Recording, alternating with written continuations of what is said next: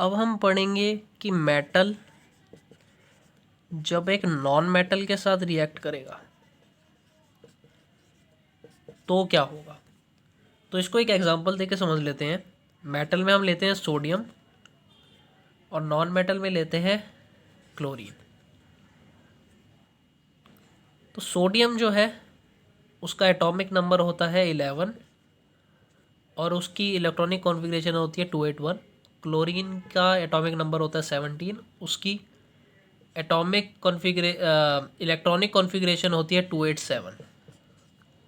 Sodium के पास एक electron है बस और क्लोरीन के पास 7 इलेक्ट्रॉन्स है। सोडियम को आउटर मोस्ट शेल में यहाँ पे थर्ड ऑक्टेट में 8 इलेक्ट्रॉन्स तक के आने की जगह होती है, पर सोडियम के पास एक ही इलेक्ट्रॉन है और क्लोरीन के पास 7 है। तो क्लोरीन को एक इलेक्ट्रॉन की ज़रूरत है और सोडियम को 7 इलेक्ट्रॉन की ज़रूरत है, 8 इलेक्ट्रॉन आउटर मोस्ट शेल में बनाने को। तो अब क्या होगा।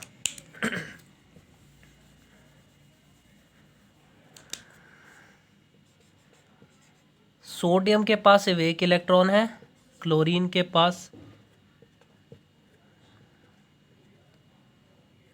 7 इलेक्ट्रॉन्स हैं। इसको यहाँ पे 8 इलेक्ट्रॉन्स चाहिए, इसको भी 8 इलेक्ट्रॉन्स चाहिए। तो ये क्या करेंगे, अब ये तो 7 इलेक्ट्रॉन गेन नहीं कर सकता 8 इलेक्ट्रॉन अपने आउटर मोस्ट शेल में बनाने को। इसको तो ये वाला इलेक्ट्रॉन लूज ही करना पड़ेगा ना स्टेबल होने के लिए, क्योंकि स्टेबल कॉन्फ़िगरेशन बनाने के लिए अगर ये एक को लूज़ कर देगा तो ये स्टेबल बन जाएगा 2 8 से। तो इसलिए ये क्या करता है, ये एक इलेक्ट्रॉन यहाँ पे ट्रांसफ़र कर देता है, क्योंकि क्लोरीन को तो एक ही इलेक्ट्रॉन की ज़रूरत है ना स्टेबल बनने के लिए। उसके बाद तो 287 है, उसको एक और इलेक्ट्रॉन मिल जाएगा तो यहाँ पे 288 बना लेगा, तो ये स्टेबल हो जाएगी उसकी इलेक्ट्रॉनिक कॉन्फ़िगरेशन। तो इसलिए ये एक इलेक्ट्रॉन यहाँ से सोडियम के ऑक्टेट से क्लोरीन में ट्रांसफ़र हो जाता है। तो अब ये जो है NaCl कंपाउंड की फॉर्मेशन कर देगा, जिसको हम कहेंगे आयनिक कंपाउंड।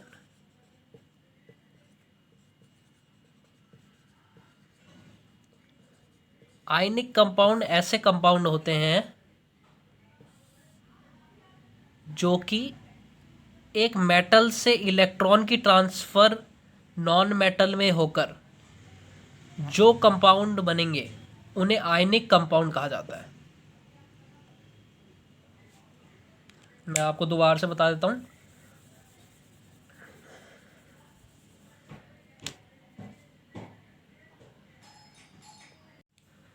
सो ऐसे compounds which are formed from the transfer of electrons from metal to a non metal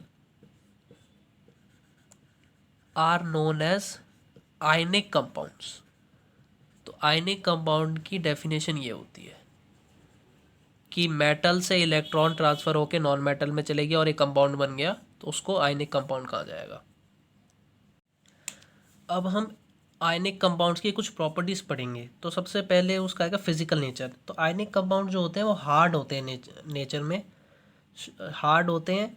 hard इसलिए होते हैं क्योंकि because of strong inter ionic attraction, क्योंकि दो आयन्स, जैसे फॉर एग्जांपल NaCl ले लिया, तो इसमें दो आयन्स है Na+ और Cl-। इन दोनों के एक दूसरे के साथ इंटरेक्शन के बाद जब ये आयनिक कंपाउंड बना, तो ये दोनों ने अपने ऑक्टेट पूरे कर लिए एक दूसरे के साथ आयनिक कंपाउंड बनाने के बाद। तो उस वजह से एक strong inter ionic attraction in दोनों के बीच बन गई और एक आयनिक कंपाउंड की फॉर्मेशन हो गई, जिसकी वजह से ये हार्ड होते हैं थोड़े नेचर में। और इनका मेल्टिंग पॉइंट और बॉइलिंग पॉइंट भी जो है वो हाई होता है। वो हाई इसलिए होता है because of the same reason, because of strong inter ionic attraction. Ionic compounds की एक और प्रॉपर्टी होती है कि वो इलेक्ट्रिसिटी भी कंडक्ट कराते हैं, पर सॉलिड स्टेट में नहीं होता वो सिर्फ मोल्टन स्टेट में होता है। बिकॉज सॉलिड स्टेट में उसके आयनिक कंपाउंड्स में जो आयन्स होते हैं वो फ्रीली मूव नहीं कर पाते, पर जैसे ही वो मोल्टन स्टेट में आता है उसको फ्री आयंस थोड़े मिल जाते हैं जो कि उसको हेल्प करते हैं कंडक्ट कराने में इलेक्ट्रिसिटी को।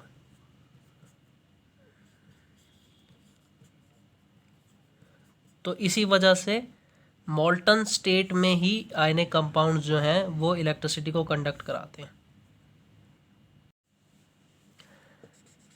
मेटल्स जो हैं अर्थ की क्रस्ट में पाए जाते हैं, और अर्थ की क्रस्ट में वो अपने नेचुरल फॉर्म में नहीं पाए जाते हैं, वो पाए जाते हैं ओर्स की फॉर्म में। और क्या होता है? और होता है वन और मोर देन मिनरल्स, जिसमें से हम मेटल जो है अपने काम का वो एक्सट्रैक्ट कर सकते हैं प्रॉफिटेबली।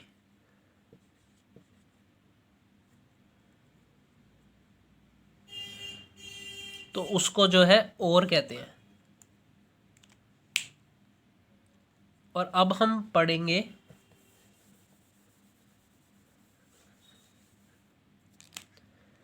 कि कैसे इन ओर्स से हम मेटल को एक्सट्रैक्ट कर सकते हैं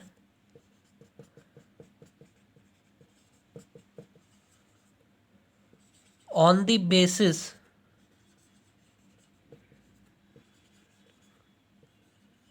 of reactivity of the metal.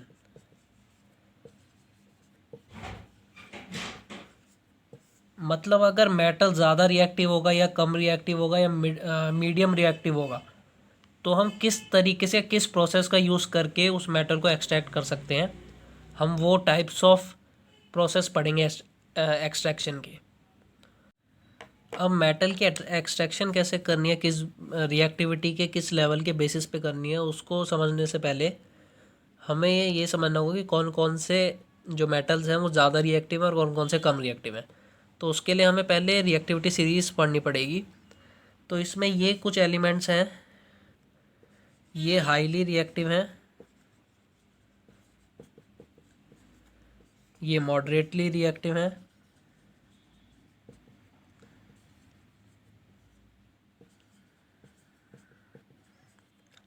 और ये कुछ एलिमेंट्स हैं जो लीस्ट रिएक्टिव हैं।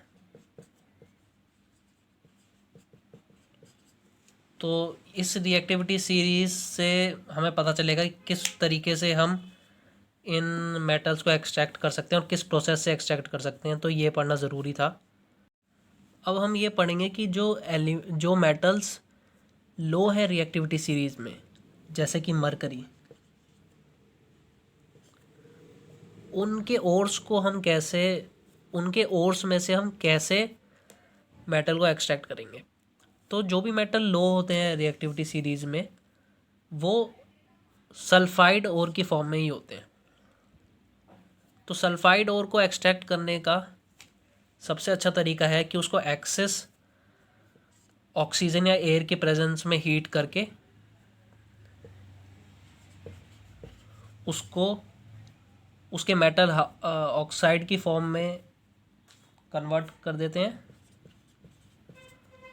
और फिर इस मेटल ऑक्साइड को फर्दर हीट करके उस मेटल को हम ऑब्टेन कर लेते हैं। तो इस तरीके से ये मेटल जो है वो एक्सट्रैक्ट हो जाता है। और इस प्रोसेस को, जिसमें मेटल के सल्फाइड ओर को एक्सेस ऑक्सीजन में हीट करके मेटल को एक्सट्रैक्ट किया जाता है, उस प्रोसेस को हम रोस्टिंग कहते हैं।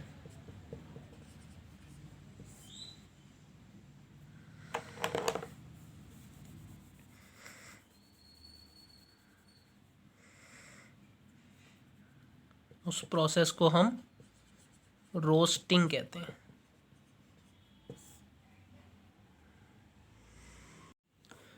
तो अब हम पढ़ेंगे extracting metals in the middle of activity series.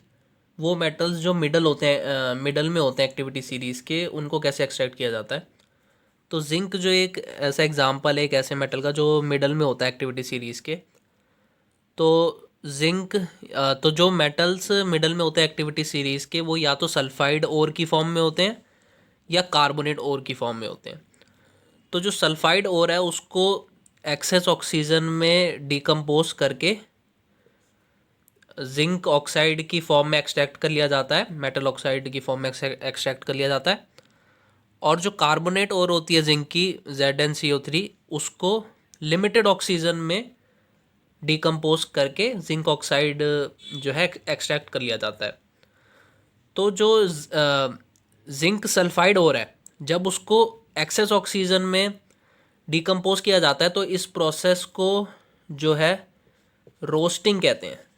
जब किसी मेटल ओर को एक्सेस ऑक्सीजन में डिकम्पोज किया जाता है जो कि सल्फाइड ओर हो, तो उसको रोस्टिंग कहते हैं। और जब किसी कार्बोनेट और मेटल की कार्बोनेट ओर को लिमिटेड ऑक्सीजन में डिकम्पोज किया जाता है मेटल ऑक्साइड को एक्सट्रैक्ट करने के लिए, तो उसको कैल्सिनेशन कहते हैं।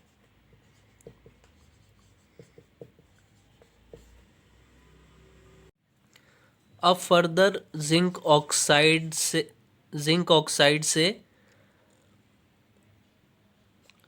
जिंक मेटल एक्सट्रैक्ट करने के लिए हम जिंक ऑक्साइड को किसी भी एक रिड्यूसिंग एलिमेंट के साथ रिएक्ट कराते हैं। तो इसमें हम एक कार्बन लेते हैं जो कि एक अच्छा रिड्यूसिंग एजेंट होता है। कार्बन को हम कोक की फॉर्म में लेते हैं और इसको जिंक ऑक्साइड से रिएक्ट कराते हैं, और यहाँ पे हमें जिंक मेटल जो है हमारा एक्सट्रैक्ट हो जाता है और कार्बन मोनोऑक्साइड यहाँ बन जाती है। तो इस तरीके से जो है जिंक को आसानी से हमने एक्सट्रैक्ट कर लिया। अब हम पढ़ेंगे extracting metals top in activity series. मतलब जो मेटल्स टॉप में होते हैं एक्टिविटी सीरीज के, उनको हम कैसे एक्सट्रैक्ट करेंगे। जो मेटल्स बहुत ही ज़्यादा हाईली रिएक्टिव होते हैं, उन उन जो मेटल्स बहुत ही ज़्यादा हाईली रिएक्टिव होते हैं उनका एग्जांपल होते हैं सोडियम, पोटेशियम, जिंक, लेड।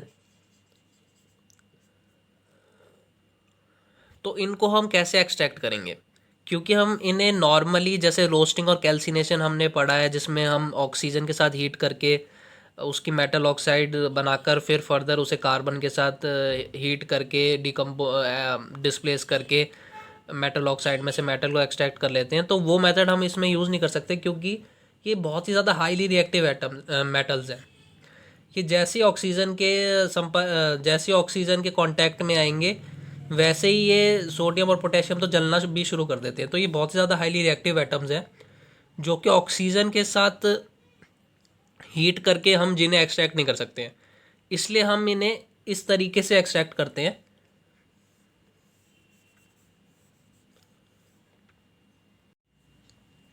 तो ये हाईली रिएक्टिव एटम जैसे कि सोडियम, पोटेशियम हो गया, हम इनको इस तरीके से एक्सट्रैक्ट करते हैं कि हम एक बीकर लेते हैं, उसमें हम 2 इलेक्ट्रोड्स लेते हैं, उसको एक बैटरी से कनेक्ट करते हैं।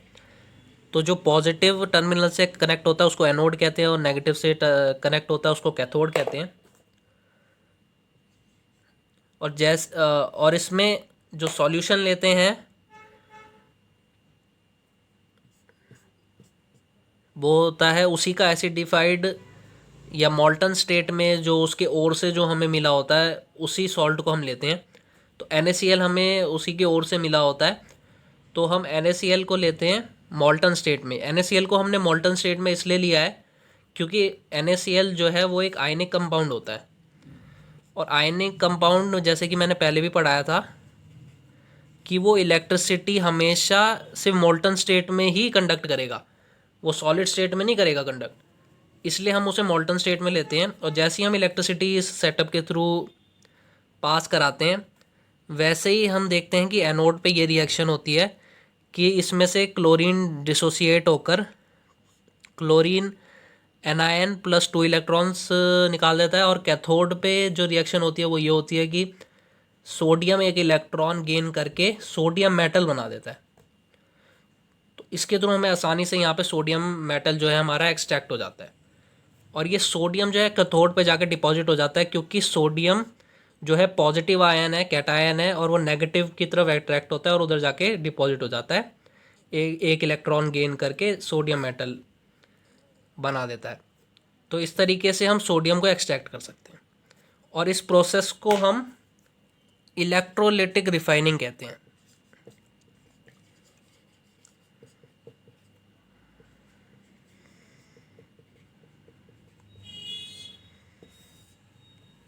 बहुत सारे मेटल्स जैसे कि सोडियम, पोटेशियम, कॉपर, लेड, ये सारे एलिमेंट्स जो हैं आजकल इलेक्ट्रोलिटिक रिफाइनिंग के थ्रू जो है प्योरीफाई करे जाते हैं और एक्सट्रैक्ट किए जाते हैं। तो नेक्स्ट हम पढ़ेंगे कि कोरोजन क्या होता है। कोरोजन बेसिकली रस्टिंग होती है, आप इसको रस्टिंग भी कह सकते हैं, या जब एक मेटल की आउटर मोस्ट लेयर जो है वो कोरोड होना शुरू हो जाती है, मेटल कोरोड होना शुरू हो जाता है, या मतलब उसकी आउटर मोस्ट लेयर जो मेटल की है वो डिग्रेड होनी शुरू हो जाती है, उसको हम कोरोजन कहते हैं, या आयरन के केस में उसको रस्टिंग भी कह देते हैं। और कोरोजन जो है वो मॉइस्चर और एयर की प्रेजेंस में होता है स्टार्ट मेटल का। तो अब हम पढ़ेंगे कि हम इस कोरोजन को प्रिवेंट कैसे कर सकते हैं, इसके डिफरेंट मेथड क्या हैं कि कोरोजन को रोकने के। तो पहला मेथड है गैल्वनाइजेशन।